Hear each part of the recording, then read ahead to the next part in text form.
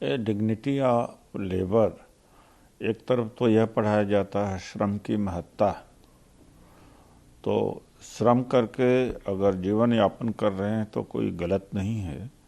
और दूसरी बात है कि बीजेपी जिस तरह से इसका व्याख्यान कर रही है या जिस तरह से इसको पेश कर रही है, उससे उत्तर और दक्षिण के बीच में दीवार खड़ी हो रही है। जबकि पूरा भारत एक है, मजदूर वहाँ का भी यहाँ का भी जाए, वहाँ के लोग भी दिल्ली में आके काम कर रहे हैं, मजदूरी भी कर रहे हैं।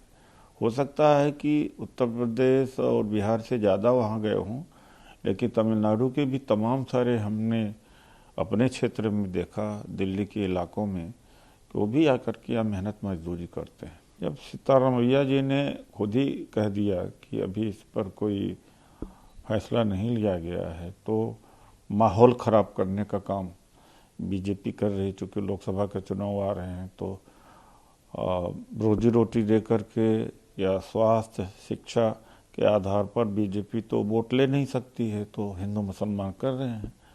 जब मुख्यमंत्री ने स्पष्टीकरण कर दिया, तब फिर क्या बवाल करने का मतलब होता है। जांच होनी चाहिए, बहुत गंभीर मामला है, चाहे अधिकारी के वर्ग पर है या तो डॉक्टर्स के लेवल पर है, अगर पॉलिटिशियन लेवल पर है तो भी, क्योंकि ये तो जीवन से जुड़ी हुई चीज़ें हैं।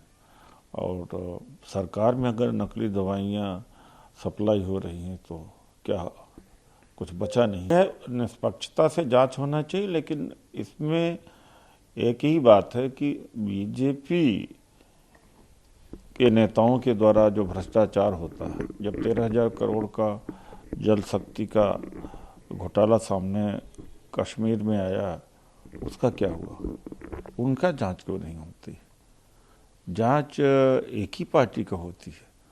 और महाराष्ट्र में धारावी का प्रोजेक्ट है, और अडानी के खिलाफ जो अडानी को दिया जा रहा है वो, और इसके अतिरिक्त अब छगन भुजबल की करप्शन की फाइल ही गायब हो गई है, ईडी को मिल रही है नहीं रही है।